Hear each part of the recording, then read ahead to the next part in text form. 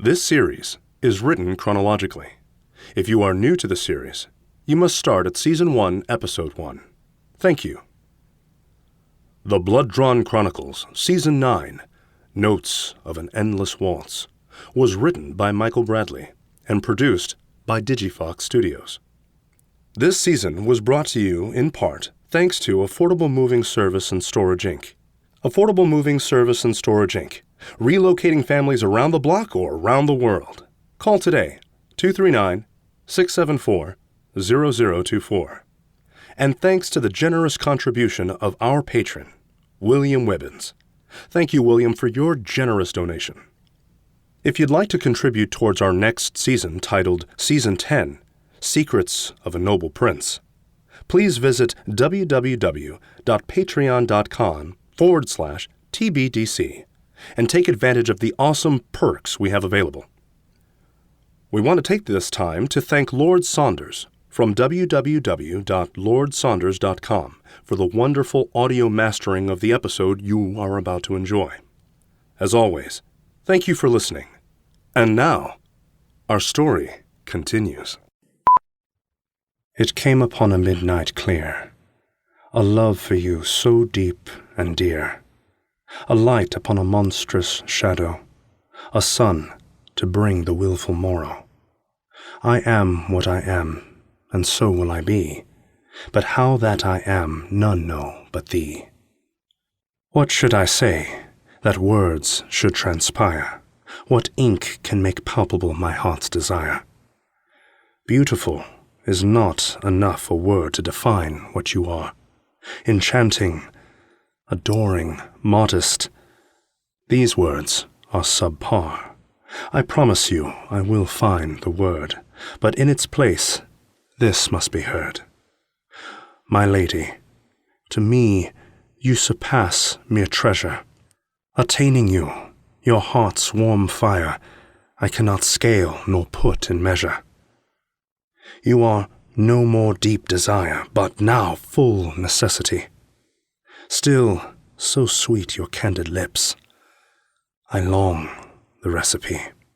I yearn for nothing more than your loving affection, and if it be your will to dispense it in small selection, I will gladly pick what little you allow in my collection, if only to one day attain you that is pure perfection. Signed, your ever-loving servant, Myrick the Vagabond.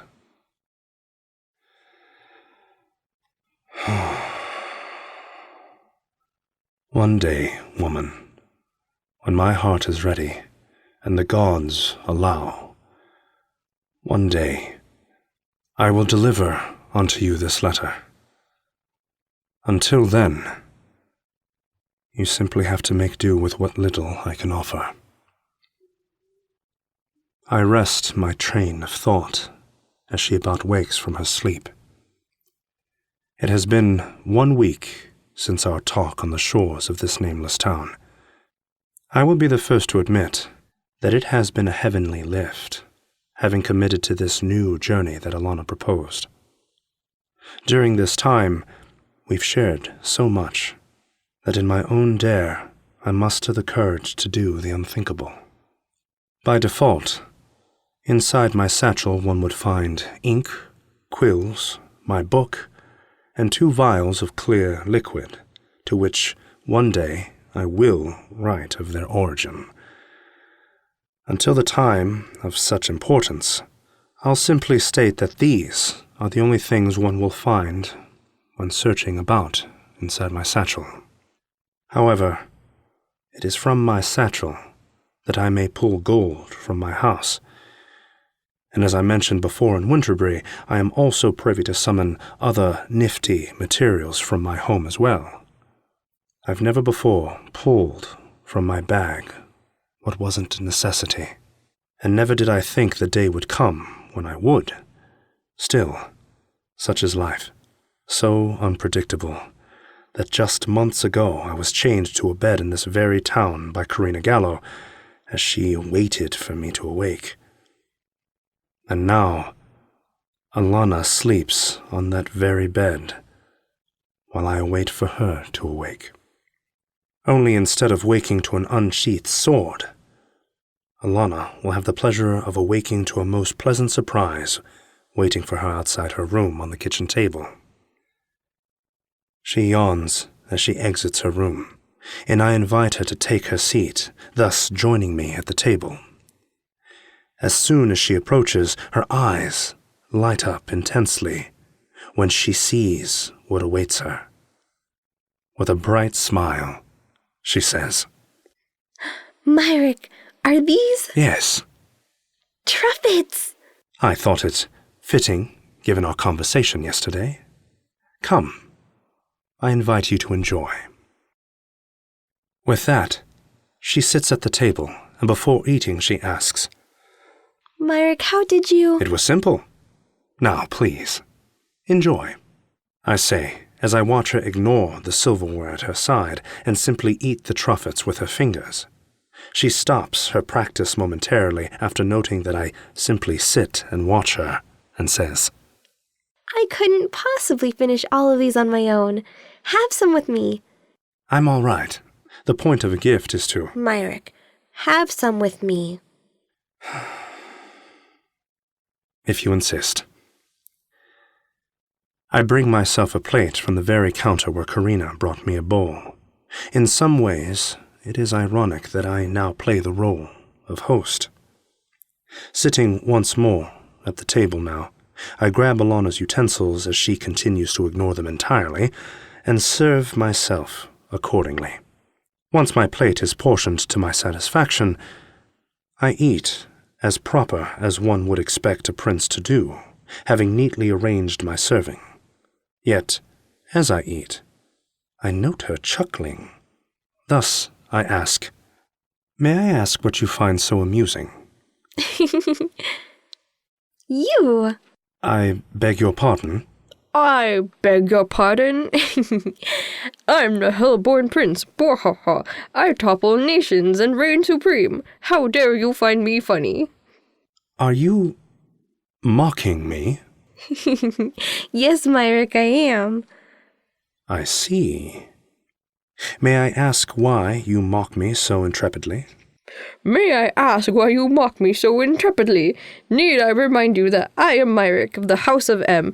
If I wanted to, I could—" "Alannah, why do you mock me?" "Because you never turn yourself off. I mean, just look at you, Myrick. You're eating truffets with a fork and knife, for dear sake. Come, give those here." She claims my utensils from me, then stuffs them in a drawer. Returning to the table once more, she says, "All right, Myrick.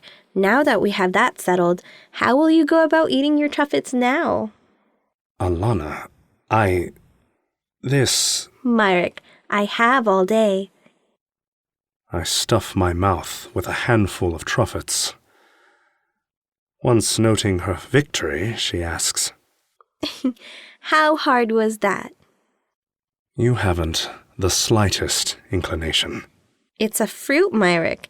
It's meant to be eaten with your hands." "Still, proper table etiquette dictates—" "Proper table etiquette? Myrick, we're not dining in a royal dining room. It's just you and me inside a cozy little cottage." "Cottage or castle, Alannah, we must still conduct ourselves as our position intends." "Why, Myrick? Who's going to scold us for eating them like the common?" "It's not so much the reprimand that I fear, but rather the lack of noble acknowledgement." You have an answer for everything, don't you?" "Apparently so. Now, please, could we move to a different topic?" "Fair enough. What would you like to talk about instead?" As much as I would endear carrying the day's topic, I must remind you that today is your day to start the conversation. "Very well, then. Yesterday when we were talking, I wanted to ask you something, but the conversation we had was so rich, I figure I'd save it for today." "What was it?" "Why is it you look like me?" "I'm afraid I don't quite follow." "What I mean is, aside from your skin color, your physique is exactly like a human or an elf. Why is that?" "I thought the topic was already covered. The Valpyr ate the elf. and took his form. What else is there? See, that's just it. I was there to see the Valpyr take the form of man. But what I mean when I say form of man, it wasn't exactly man. The Valpyr I encountered briefly weren't anything like you. For starters, their spines were crooked, so they walked hunched over. They had long, bony, clawy fingers and disproportioned heads. They were really corpse-like, just white, gangly, and disordered, completely incapable of proper speech. But now you are absolutely nothing like the Valpyr I remember. So what happened that turned that into, well, this? I see. There seems to be a missing link there somewhere, doesn't it? Indeed. Well, if you are from the time period in which I've placed for you, then you precede these events. It is true that the Valpyr were once barbaric creatures. It is said that they were of savage mind. They would murder each other for mere scraps. But amongst them, one was born who was different. He walked upright. He spoke the written language, and he bore knowledge of the past forgotten. He was unlike the others in appearance as well. They were all white and red-eyed. He was said to have eyes of glossed saffron, skin the whitest shade of snow blue, and the shining hair of sapphire. He took 5 savage wives upon conquering the world back from death's hand. It is said that upon the drinking of his blood, his wives were given awareness of right and wrong, the gift of proper speech, and the knowledge of the old, the forgotten. He fathered 5 male children, who fathered our houses. He is our king. He is the rightful ruler of our world in the eyes of my kind. He left us. But it is written that he will one day return to us to reclaim all we have kept alive for him. He is Adlam the First, the father of the Valpyr. He is the wielder of Neoma. He plunged the mighty sword into the heart of death himself. He is the one true king. What is it? Well, it's just that your story is... It's a fable. Huh? What are you saying? The story of Adlam? It's a children's story. What? The stories of Adlam were well known in my time. He was a starlight elf who fought Death's armies, and 5 dragon generals, sending them back to Olimdor, thus sealing the door to Olimdor for good. Is that about right? Somewhat. My bedmaid used to read me the stories of Adlam the hero when I was very little. There's actually many storybooks about him. The door to Olimdor is real, but it's such a mysterious realm that many children's tales were told about it, the most famous of which were the tales of Adlam the hero, written by Cassius Dio. Obviously, somewhere in time, these stories must have been adapted into canonical history for your people, but, well... You're not upset to discover this fact, are you? No, I do not... Please, continue. Thank you for listening. If you enjoyed this episode, please feel free to like, share, comment, and, most importantly, subscribe. Don't feel like waiting until next week for the next blood-drawn episodes to release? No problem. You can get access to all the episodes of this season now for just a $5 pledge on Patreon.